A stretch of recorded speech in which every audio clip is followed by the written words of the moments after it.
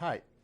As you know, in past I've made numerous tapes on various chess openings with concrete and detailed analysis, probably one or in some cases two tapes per opening.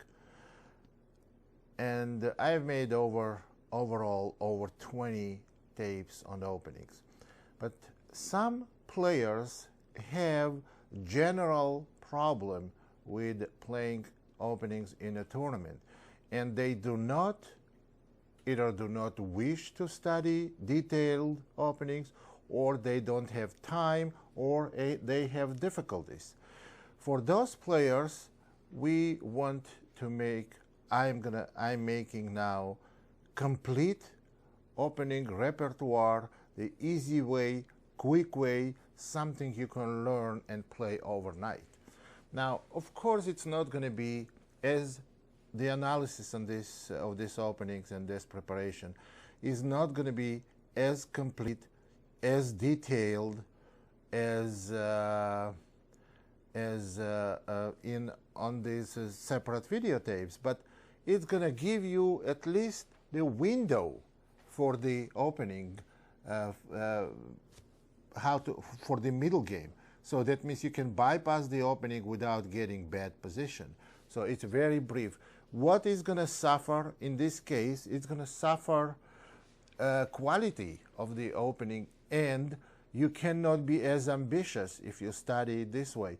For example, if you study opening in the great details, you definitely want to get an advantage for white, and you definitely want to get playable and active position, maybe even equal or playable position for black.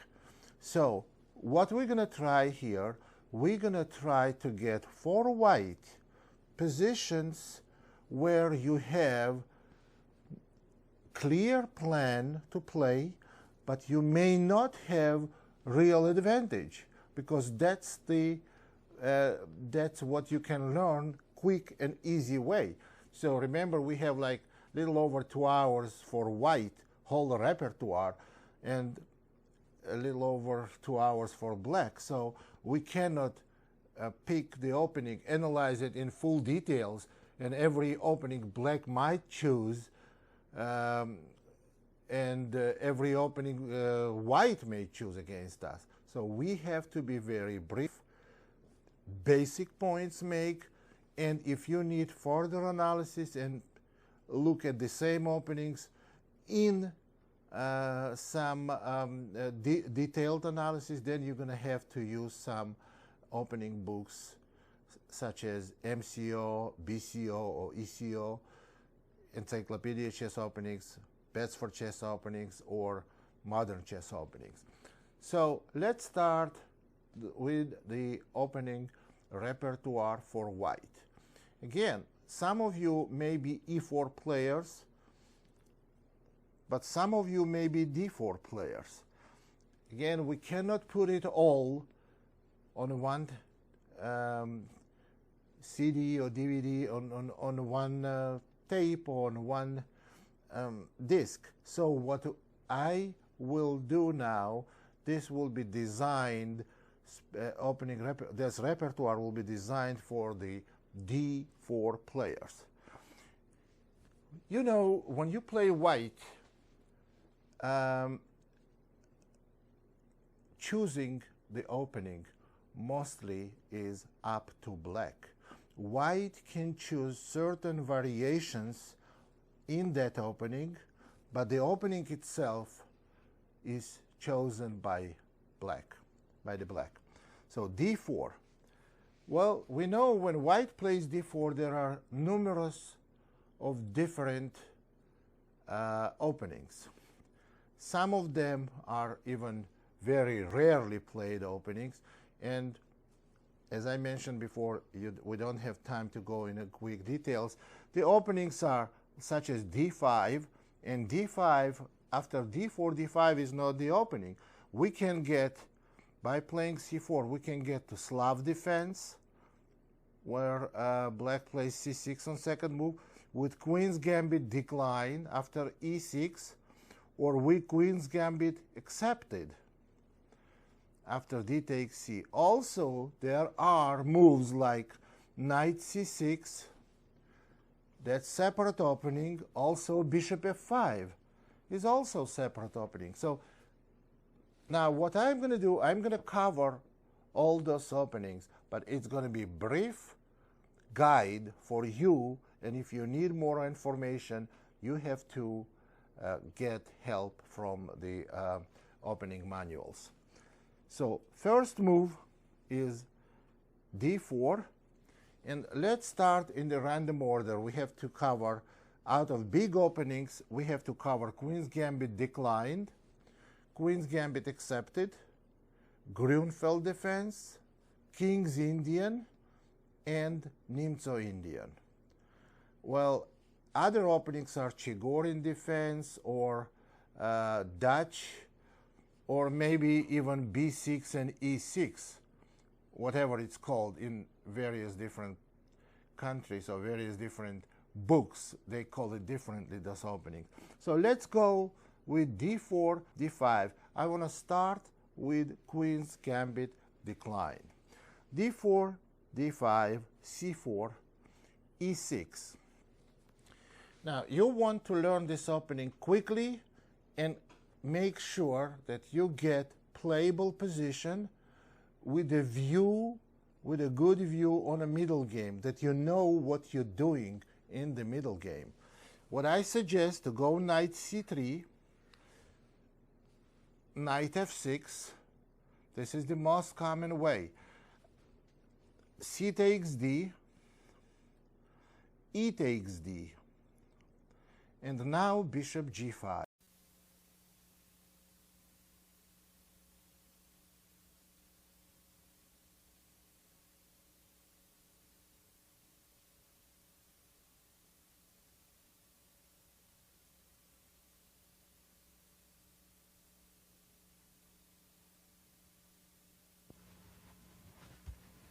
Hi, my name is John Fanning. I'm CEO of Multimedia Engineering Corp.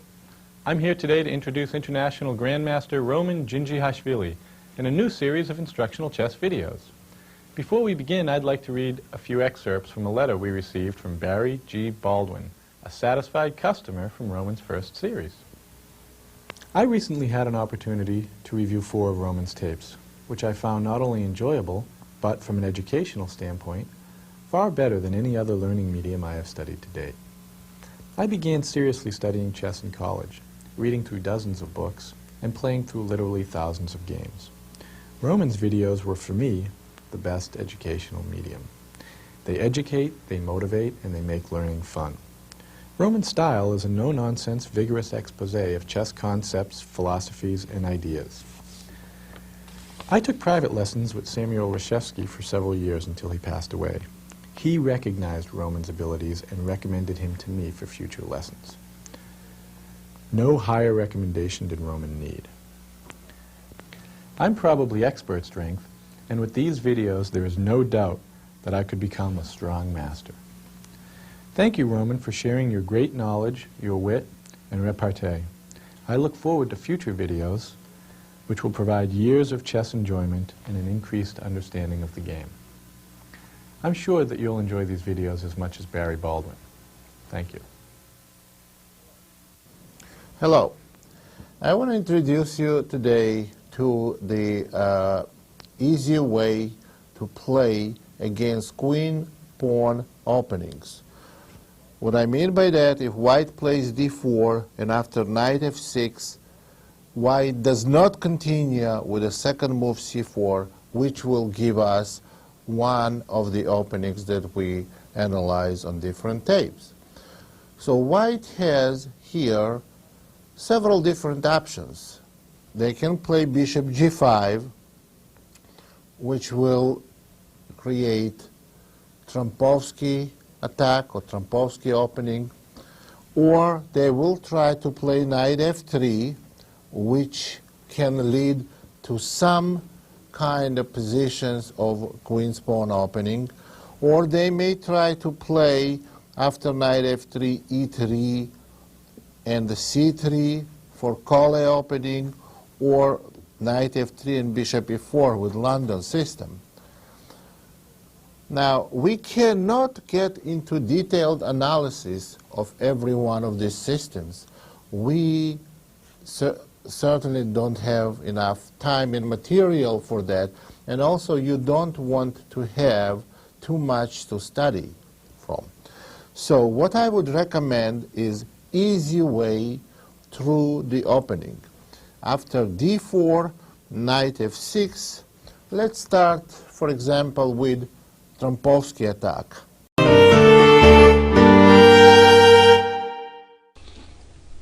Hello, my name is Roman Djindjihashvili, and this DVD about Queen's Gambit declined.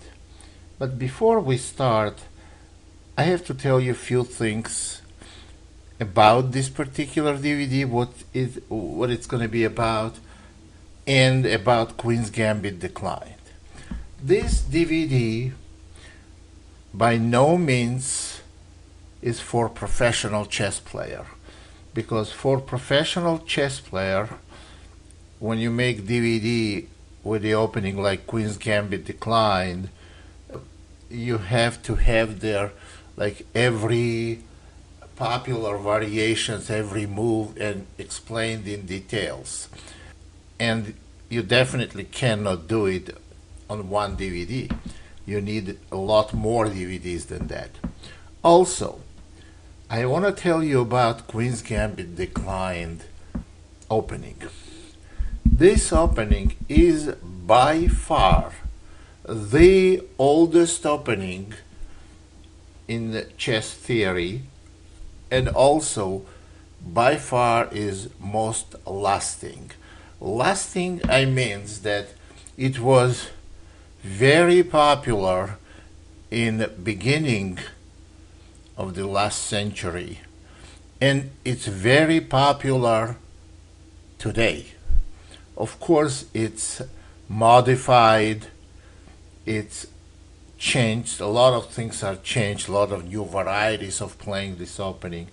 But one thing is clear, that this opening is based on a healthy base. Both sides try to make a statement in the early stage of the game, statement in the center. So after d4, d5, you see that both sides, they have their presence in its center, and it's not like King's Indian, which is also a very solid opening, where one side has big advantage in its center and the other side has a lot of hidden possibilities and very flexible position. So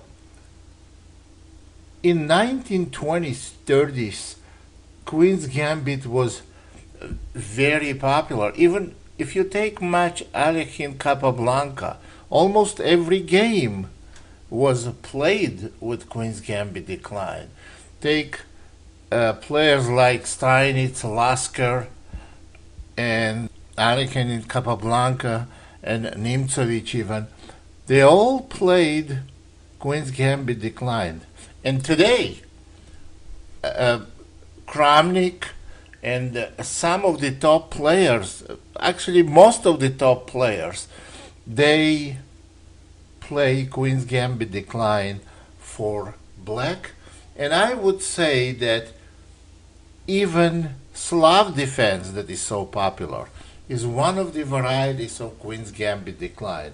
When you go d4 and after d5 on c4, you don't take on c4 and play c6 or e6.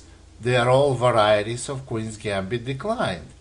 So what I'm trying to do on this DVD to show you how lively is this opening, and it's not like only one way to play this for white. It's a multiple different ways new ideas, opening the center, play dynamic chess and static chess. Very versatile opening. And I will give you now several ideas how to capitalize on watching this DVD. I'm gonna bring you few games to my interest, where the games that are clearly indicating nature of the opening and how this opening can be played differently from the 80 or 90 years ago. Okay, first game I want to bring is a game between Kramnik and Short. You see, the names speak for themselves.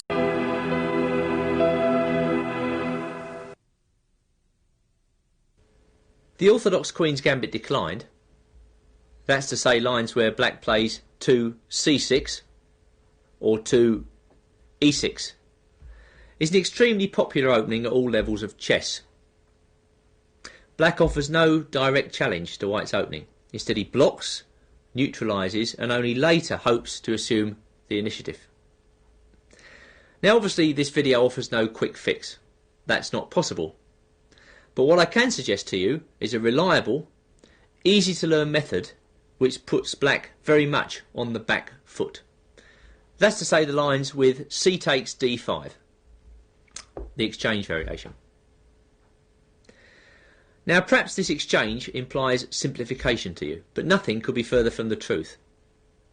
In fact, white exchanges on d5 to clarify the position and to create a sound base for a forthcoming middle game attack against the black king. And it's this base that has found favour with many of the world's top players, including Kasparov, Karpov and other modern greats. In fact, the Queen's Gambit exchange variation is unique in that it's effective both at Grandmaster and at club level. And that's rather unusual.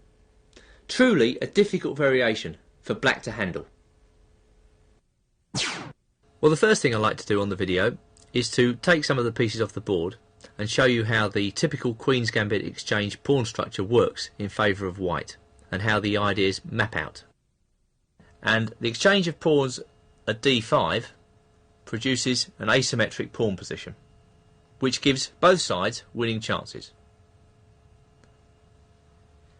Now in this position, what are the various plans? Usually white will play e3 and black will play c6 because at some stage you'll need to reinforce the pawn at d5. Notice that if he plays c5, white can often capture this pawn, leaving a weak pawn on d5. This is why it's quite rare for black to play c5 in the main lines of the Queen's Gambit declined. And in front of you now you have the critical position. What are the various plans for both players? Well, traditionally in this position, white has opted for the minority attack, and that's the favourite of a lot of grandmasters even today. The minority attack is where white launches his queenside pawns forward with b4 and a4, hoping to inflict a weakness on the majority of black pawns on the queenside.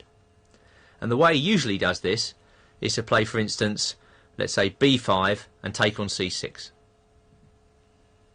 This is how events could develop should white play the minority attack.